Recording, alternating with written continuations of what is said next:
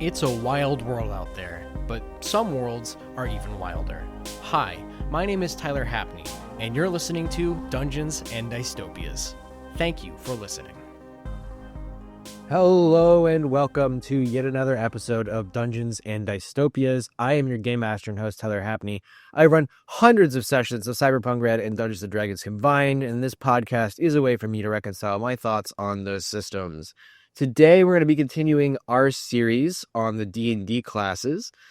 Today, we're going to be talking about, I'd say, one of the quintessential D&D classes, so to speak. I mean, to be honest, all of them are kind of quintessential, but some of them, I would say, get a little bit more recognition than others. And, I mean, I guess I don't know if this one technically gets more recognition than, say, Paladin or Rogue or Wizard, but at the same time, I have a feeling a lot of new players to D&D, and a lot of people wind up choosing this class. And it's a pretty decent class, despite the fact that many people might think it's very generic, but hey, we're here to talk about that. Yes, that's right. We're going to be talking about the Fighter class in Dungeons & Dragons 5e today. I like Fighter. I like Fighter a lot. There's a lot of really cool things that Fighter can do. It's more than just a guy who can beat things up, if that makes sense. It's somebody who's good with weapons, somebody who's very good with combat in general. In terms of, if we were going to play like a role system like from Cyberpunk Red, I'd say fighters are going to be your solos, pretty much. They're the ones who kind of know what to do, you know, your ex-soldiers, stuff like that. So what goes into being a fighter? Well, for the most part, you're going to want physical statistics, strength, dexterity, constitution, but other, fighting styles might ask for some other things. Like if you're to pull up with the Eldritch Knight, then that would require you to have some intelligence. So, I mean, depending on exactly how you're going to build your fighter, yeah, it might be best to have some intelligence, some wisdom, some charisma. Maybe on the charisma, but for the most part, fighters they're good at fighting. It's in the name. That's what they're made for. And they're really good at it. They're like really, really good at it. So how are they good at it? Well, let's talk about your starting class features here. So hit points for a fighter are 1d10 per fighting level. You're proficient with all armor and shields. You're with simple weapons and martial weapons, which is pretty much all of them. Saving throws and strength and constitution, and you get to choose from 2 skills: acrobatics, animal handling, athletics, history, insight, intimidation, perception, and survival. So pretty nice skills to have. Equipment, you start with armor, martial weapon and a shield or 2 martial weapons, a light crossbow and 20 bolts or 2 hand axes, and Dungeon Gear's pack or an Explorer's pack. All of this is pretty basic. Nothing new necessarily.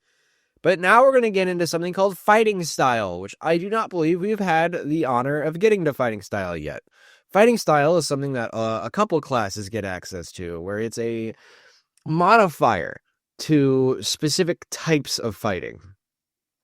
Specific, I guess, contexts. So I'm not going to go into all of them because there's so many. But let's talk about some of the classics. Archery. You gain a +2 bonus to attack rolls you make with ranged weapons. That's pretty good. I mean, just inherently, you're making it easier to hit with a bow and arrow or a crossbow or a gun. I don't know. I mean, it's a ranged weapon. Any ranged weapon will do. You have a +2 bonus to it. Defense, you get while you're wearing armor, you gain a +1 bonus to AC. It makes it harder to hit you. Very good for tanks. Dueling is an interesting one where you're wielding a melee weapon in one hand and no other weapons. You gain a +2 damage to damage rolls with that weapon. So that would in fact mean that you could fence somebody with a rapier and you're dealing actually more damage. But you are, of course, not using a shield or anything, so there's kind of a give and take there. One that my players really like, great weapon fighting.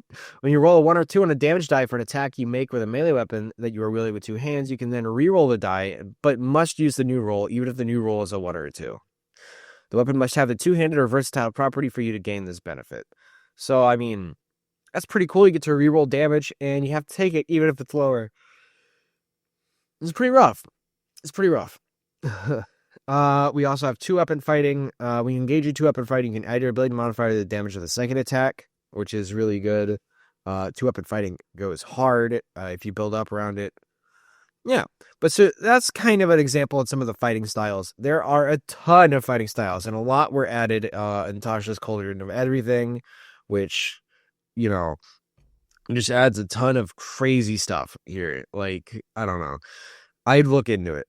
Second Wind is something you also are going to get as a fighter, and that is, I believe, one of the only ways a fighting class can kind of restore HP to themselves without needing a healer, other than like hit dice. Because I don't think barbarians can do that. I don't think necessarily monks can, unless they're like a certain subclass. Maybe you get the idea. But Second Wind, all fighters have it. It's a bonus action, and you regain hit points equal to 1d10 plus your fire level, which could be crazy. I mean, if you're, level 10 fighter and you roll a 10 on your 10, that's 20 HP on a bonus action, which is pretty good. It's pretty good. Once you use the feature, it is a short or long rest before you can use it again. Note that I said short rest, which means if you're using your short rest wisely, you will have many second wins a day, technically. I mean, usually it's like, 3 short rests a day max? So, that's like 4 second wins. Action Surge at second level. This is another one that becomes very important later on, especially for builds like Samurai. Action Surge, you allow yourself to take 1 additional action. You can push yourself beyond your normal limits. It's crazy good. And once again, this is another short or long rest, which means you can Action Surge many times a day if you short rest wisely. And then here's the kicker. Starting at 17th level, you can now use it twice before a rest, but only once on the same turn. So, you have to wait until level 17, but then you can use Action Surge twice. Crazy work. All right. Let's get into our martial archetypes, and we'll only go over a few here. I know I mentioned Samurai earlier, so you might as well. Samurai is basically about just keep it on. Even in the face of total surrounding and all this stuff, you are a samurai and you are going to keep that fighting spirit going. When you choose samurai, you get a proficiency in a skill of your choice: history, insight, performance, or persuasion. Alternatively, you could learn one language of your choice. But what we're really looking for here is fighting spirit. Starting at 3rd level, your intensity battle can shield you and help you strike true. As a bonus action in your turn, you can give yourself advantage on all weapon attack rolls until the end of the current turn, which means use that before your action surge. When you do so, you also gain 5 temporary hit points. The number of hit points increases when you reach certain levels in this class, increasing to 10 at 10th level and 15 at 15th level. You can use this feature 3 times.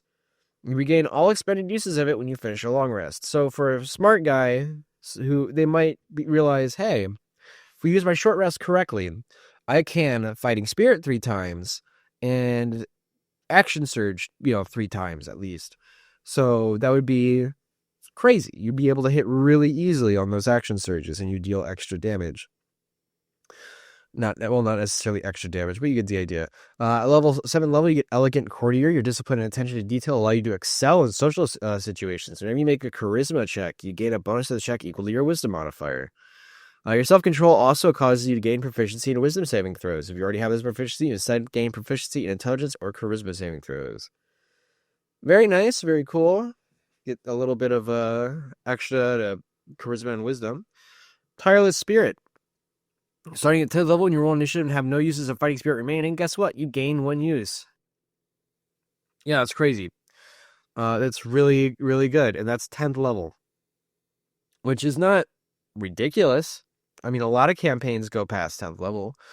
Rapid Strike. Starting at 15th level, you learn to trade accuracy for swift strikes. If you take the attack action on your turn and have advantage on an attack roll against one of the targets, you can then forego the advantage for that roll to make an additional weapon attack against that target as part of the same action. Yeah, it's pretty cool. You can hit someone extra instead of advantage. And then last but not least, Strength Before Death.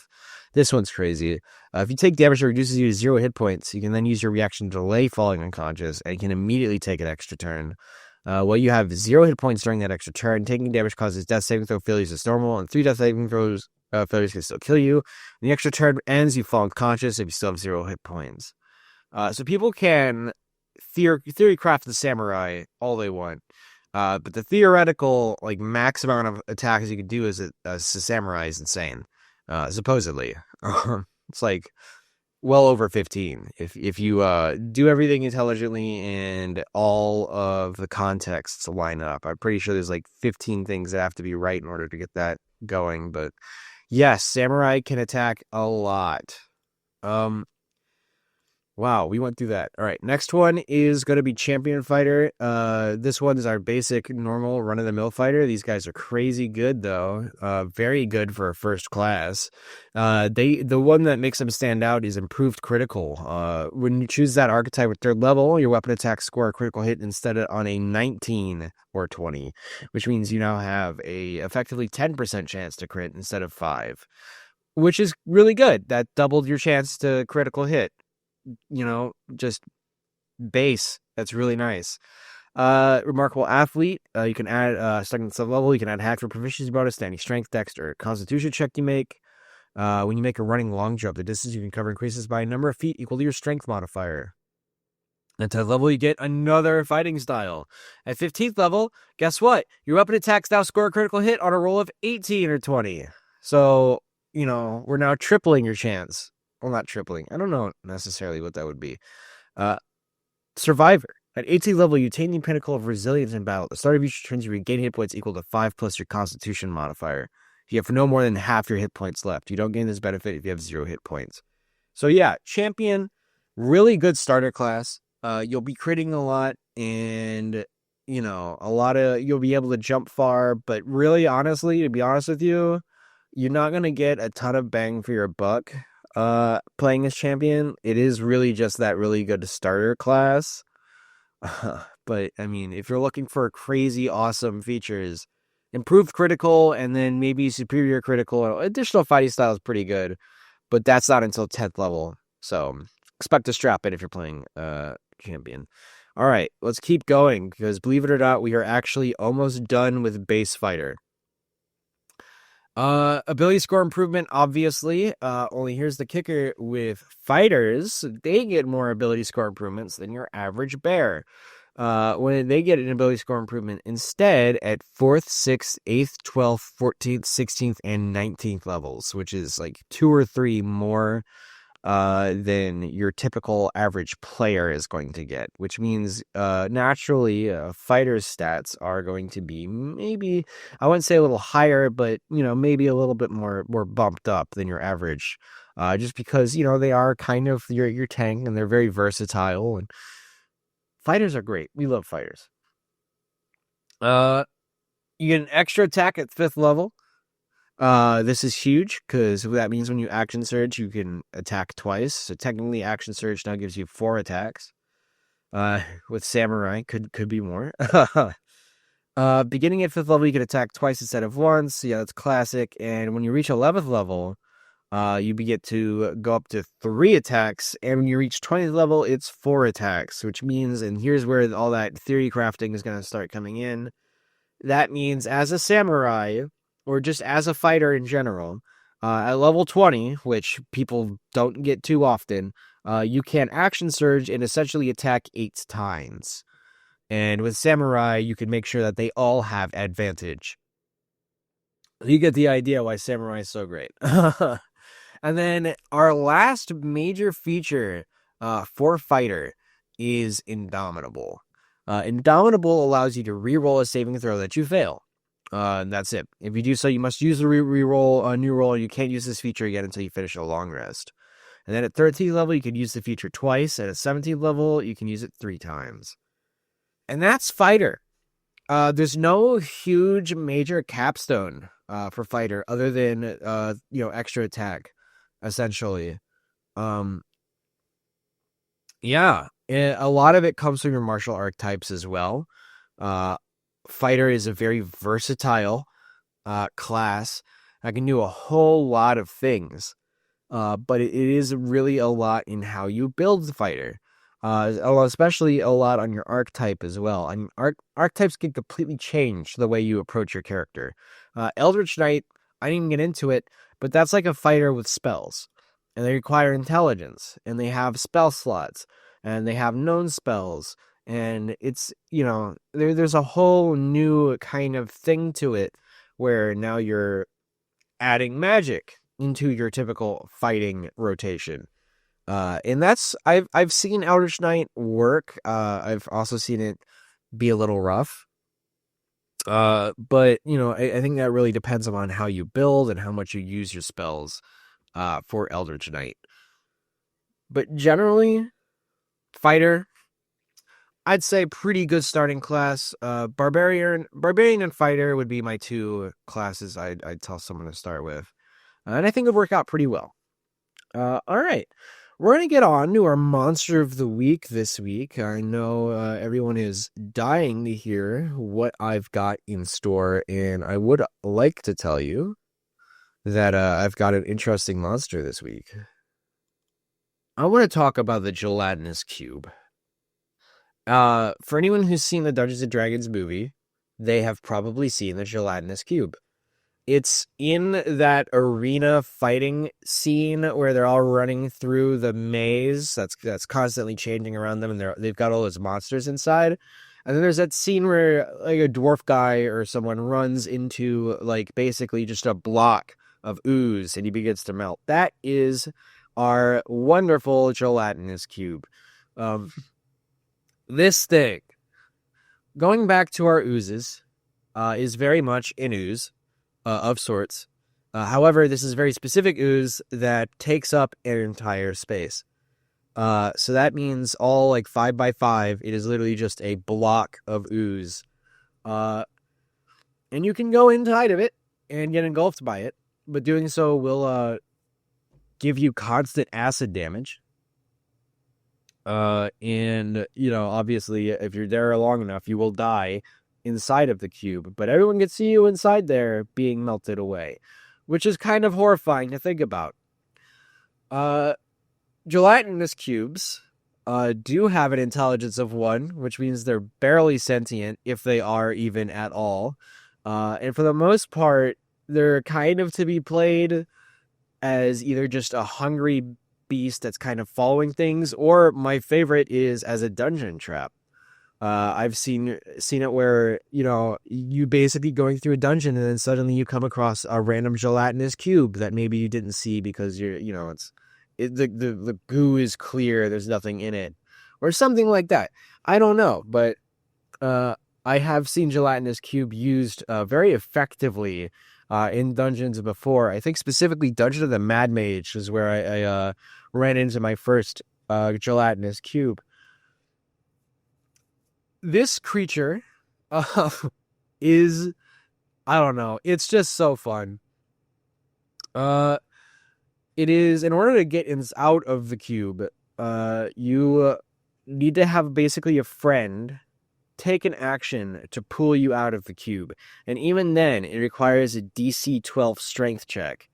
And the creature making the attempt takes 3d6 acid damage, which, by the way, you are, of course, taking while you're engulfed. But here's the fun fact. While you are engulfed, you're actually taking 66 acid damage a turn, which means, that's pretty lethal for a low-level party. If you're going up against like a level 4, level 5 party, that could be potentially pretty rough if someone isn't able to pull someone else out of the ooze.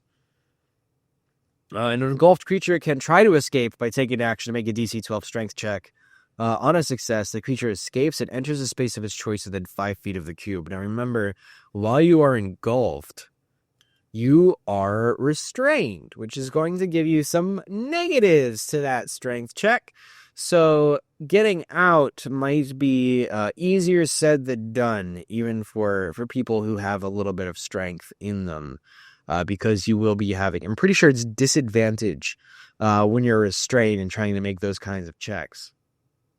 So yeah, Watch out for a gelatinous cube. And if you're ever in a dungeon, make sure you have multiple people with you. Otherwise, if you run into one of these guys, you might not get out. And the next time someone finds you, you'll be a clean-ass skeleton floating in a gelatinous cube.